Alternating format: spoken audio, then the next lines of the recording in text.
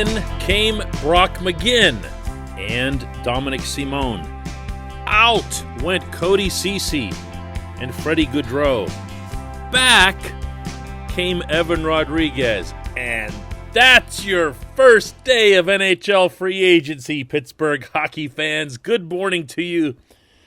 Good Thursday morning. I'm Dejan Kovacevic of DK Pittsburgh Sports. This is Daily Shot of Penguins. It comes your way bright and early every weekday. If you're into football and or baseball, I also offer daily shots of Steelers and Pirates right where you found this. And yes, of course, I'm making light of the gravity of day one of free agency, because the truth is day one is probably going to be as momentous as it gets for a while, and it was, in every reasonable measure, a letdown. I don't know how else to put it. I don't think it's devastating, but it's a letdown, even in the context of the Penguins being really tight against the cap, because you look around the league and you see that Vegas and Tampa, they find a way to, whether you want to call it circumventing it or going over it temporarily, but they find a way to keep the guys that they want to keep for the most part, or to move the contracts that they want to move. And the Penguins are still just kind of sitting here on contracts that really don't make sense for them, like Jason Zucker's, like Marcus Pettersson's, arguably like Tristan Jarry's, and making moves that kind of tap dance around those. And I'm not sure that I understand why. I do get, obviously, that the cap is a significant consideration. I also get that the cap can be, it doesn't have to be manipulated like what Tampa and Vegas do, although there's nothing wrong with that if you're staying within the rules. But you also can move pieces to clear space for others that make sense, that fulfill needs. And I'm not seeing this either. Are you? I don't get trading Jared McCann because you're sure that he's going to be taken by Seattle, and he is, and whatever else. He didn't need to be exposed in the first place. I don't get leaving Brandon Tanev out there unless you're doing something with the money that you're saving from him, not just going out and basically getting another Tanev at a very similar cost, although lesser term, in McGinn. I don't get letting Cody Ceci go. And you know I was going to come to this more than anything. I don't get letting Ceci go. Yeah, I saw the amount that Edmonton signed him for. It was a multi-year deal that will pay him $3.25 million. That's less than what most of the Penguins' current defense is getting. Are a couple of them overpriced? Sure, but then work to move Marcus Pettersson out. Do things that make sense. Ceci is needed, was needed, on this team. Oh, another thing about Ceci, directly from the mouth of Ron Hextall when he spoke with us yesterday. Well, we wanted to re-sign Cody, but you probably saw the numbers, and there was no real way for us at this point to make that fit. So, as I always say with any position, if we can do something to improve ourselves and fit under the cap, we will certainly look at it at any position, and that's no different with our defense. Yeah, he wanted to keep Ceci, said that he couldn't make the numbers work. I mean, the players you just signed on this same day, Dominic Simone and Brock McGinn, were what you'd pay for Ceci. Actually, they're a little bit more than that. So I don't know. There's just some of this that's just not lining up for me. And as opposed to becoming clearer, it just gets cloudier as you go along. This portion of Daily Shot of Penguins is brought to you by Fubo TV. The monthly cost of cable is over $200. Fubo TV is $65 a month to watch all the same channels.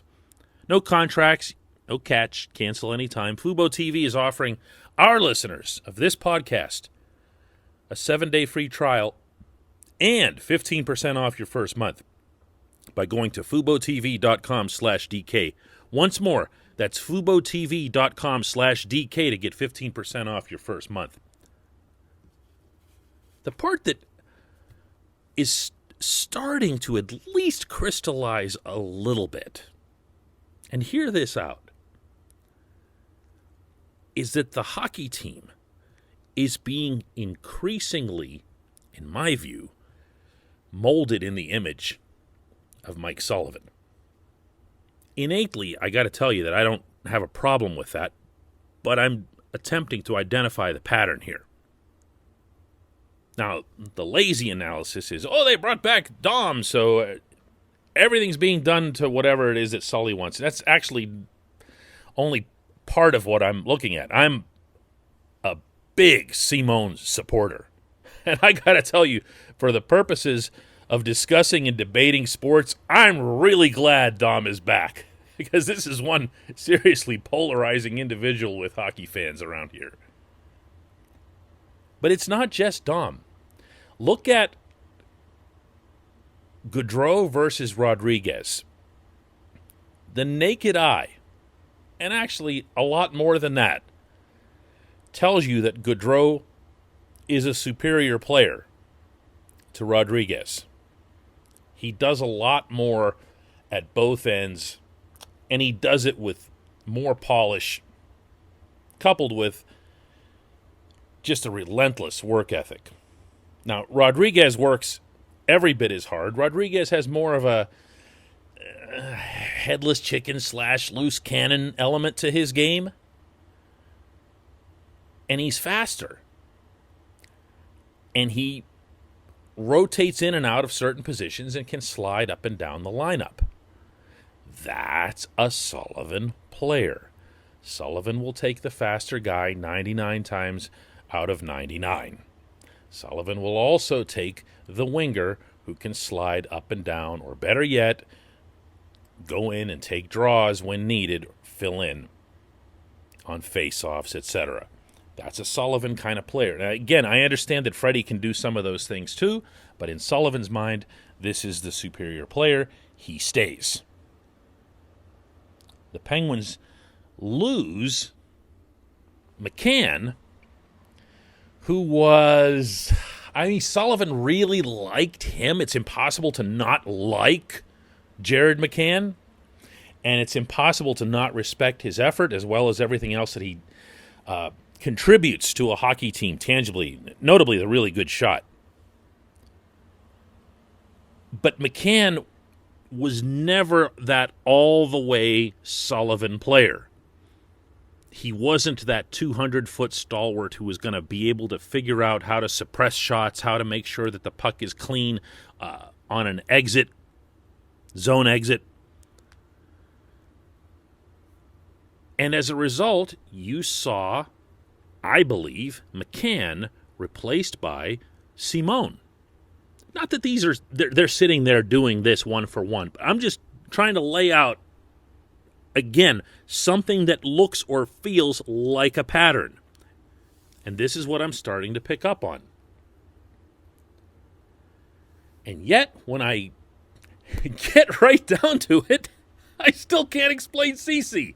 And I still can't explain the lack of moves related to the goaltending. There's got to be more here. There's got to be more. There's got to be something else that makes this make sense. Move Zucker to a team that can handle his cap hit, even if that means getting next to nothing in return, because that cap hit needs to be applied to goaltending. Move Marcus Pettersson, even if it's just in a left-for-right deal, so that you can bring in a right-handed defenseman. Enough of this thing, and it seems like Sullivan's finally gotten over it himself, of having guys play on their offsides on the blue line who can partner up, responsibly, diligently, exactly the way CC did with Mike Matheson, and make it happen. It doesn't matter when. It's, for people like me, who are doing shows daily, yeah, it's going to seem like, hey, they didn't do anything else today, so let's keep talking about it. But ultimately, nothing has to be done until they start playing hockey games. But more has to be done, because what's happened to date, A, isn't enough, B, doesn't make sense. When we come back, just one question.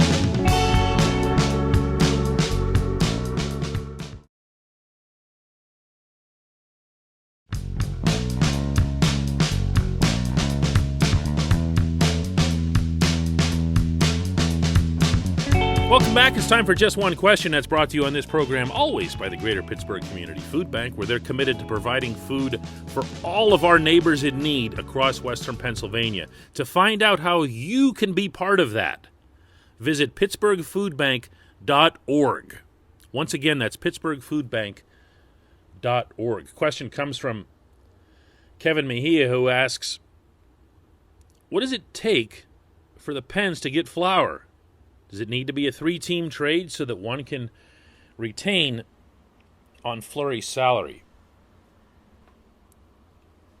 Kevin, I can get into the technical components and potential partners and things like that. The Buffalo Sabres jump out in the latter regard because they have a lot of cap room and they have zero, count them, zero goaltenders.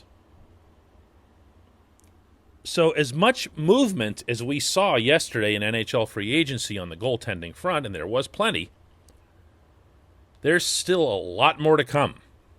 And the Sabres unquestionably are going to be involved in that unless they do something that would be even beyond the Buffalo pale and just try to play the entire season with 6 skaters on the ice. But the biggest thing that it'll take for the Penguins to bring Marc-Andre Fleury back, I would think, is the obvious, although no one really seems to be discussing it. And that is that they have to want to. And I've been saying this and writing this for a while now. There's no indication that they do. I will remind that Hextall has absolutely no connection, emotional or otherwise, to Fleury. I'm sure he hears about him. I'm sure he feels it by being here in this city.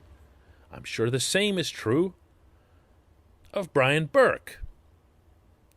Doesn't mean they feel that way themselves. And again, there's just not a trace.